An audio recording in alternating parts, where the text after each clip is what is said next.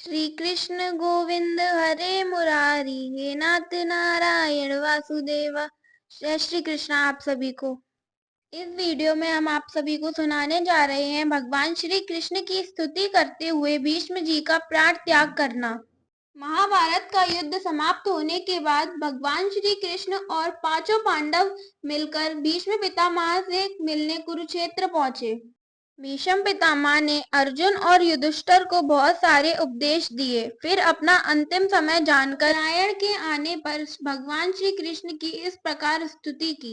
भीष्म पितामह हाथ जोड़कर बोले, अब मृत्यु के समय मैं अपनी यह बुद्धि जो अनेक प्रकार के साधनों का अनुष्ठान करने से अत्यंत शुद्ध एवं कामना रहित हो गई है, यदुवंश शिरोमणि अनंत भगवान श्री कृष्ण के चरणों में समर्पित करता हूँ, जो सदा सर्वदा अपने आनंदमय स्वरूप में स्थित रहते हुए ही कभी विरह करने की लीला करने की इच्छा से प्रकृति को स्वीकार कर लेते हैं, जिससे यह सृष्टि परंपरा चलती है, जिनका शरीर त्रिभुवन सुंदर एवं श्याम तमाल के समान सांवला है, जिस पर सूर्य राशियों के समान श्रेष्ठ पीतांबर लहराता रहता है और कमल सदृश मुख पर घुंघराली अलकी लटकती रहती हैं।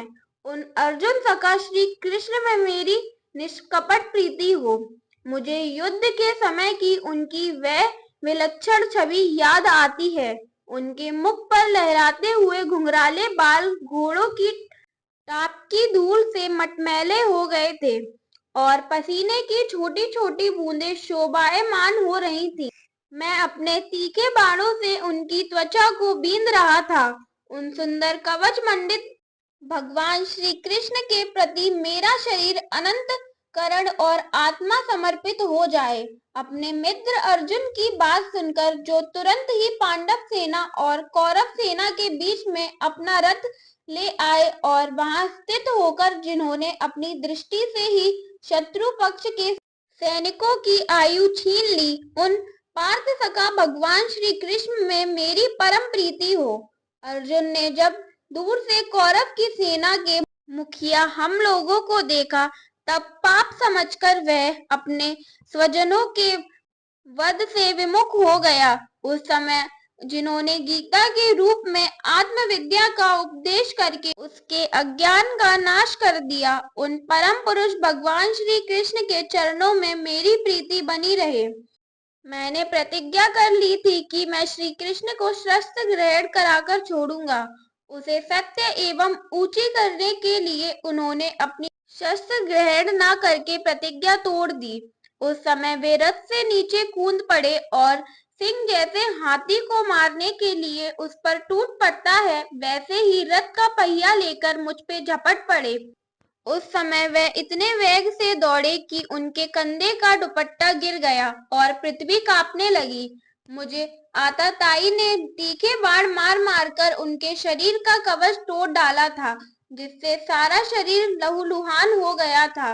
अर्जुन के रोकने पर भी वे बलपूर्वक मुझे मारने के लिए मेरी ओर दौड़े आ रहे थे।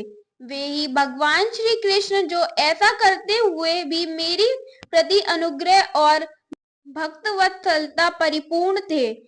मेरी एकमात्र गति हो, आश्रय हो। अर्जुन के रथ की रक्षा में सावधान जिन श्री कृष्ण के बाएं हाथ में घोड़े की रास थी और दाहिने हाथ में चाबुक, इन दोनों की शोभा से उस समय जिनकी अपूर्व छवि बन रही थी, तथा महाभारत युद्ध में मरने वाले वीर जिनकी इस छवि का दर्शन करते रहने के कारण सारूप्य मोक्ष को प्राप्त हो गए, उन्हीं पार्थ सारथी भगवान श्री कृष्ण में मुझ मरणासन्न की परम प्रीति हो, जिनकी लटकीली सुंदर चाल, हाव भाव युक्त चेष्टाएं, मधुर मुस्कान और प्रेम भरी चितवन से अत्यंत सम्मानित गोपियां रास लीला में उनके अंतर ध्यान हो जाने पर प्रेमो उन्माद से मतवाली होकर इनकी लीलाओं का अनुकरण करके तन्मय हो गई थी, उन्हीं भगवान श्री कृष्ण में मेरा परम प्रेम हो। जिस समय युधिष्ठिर का राज सूर्य यज्ञ हो रहा था, मुनियों और बड़े बड़े राजाओं से भरी हुई सभा में सबसे पहले सबकी ओर से इन्हीं सब सबके दर्शनीय भगवान श्री कृष्ण की मेरी आंखों के सामने पूजा हुई थी। वे ही सबके आत्मा प्रभु आज इस मृत्यु के समय मेरे सामने खड़े हैं। जैसे एक ही सूर्य अनेक आंखों से अनेक रूपों में दिखते हैं, वैसे ही अजन्मा भगवान श्री कृष्ण अपने ही द्वारा रचित अनेक शरीरधारियों के हृदय में अनेक रूप से जान पड़ते हैं। वास्तव में तो वह एक और सबके हृदय में विराजमान है। उन्हीं इन भगवान श्री कृष्ण को मैं भेद भ्रम से रहित होकर प्राप्त हो गया हूँ। इस प्रकार भीष्म पितामह ने मन, वाणी और दृष्टि की वृत्तियों से आत्मस्वरूप भगवान श्री कृष्ण में अपने आप को लीन कर दिया। उनके प्राण वहीं विलीन हो गए और वे शांत हो गए। इस स्तुति के द्वारा वे भगवान के परम धाम वैकुंठ को प्राप्त हुए। जो मनुष्य भगवान श्री कृष्ण की इस प्रकार स्तुति के द्वारा आराधना करता है या नित्य सुनता है, उस पर भगवान श्री कृष्ण प्रसन्न होकर अपना पार्षद बना लेते हैं। जय श्री हरि, जय श्री कृष्ण, राधे राधे।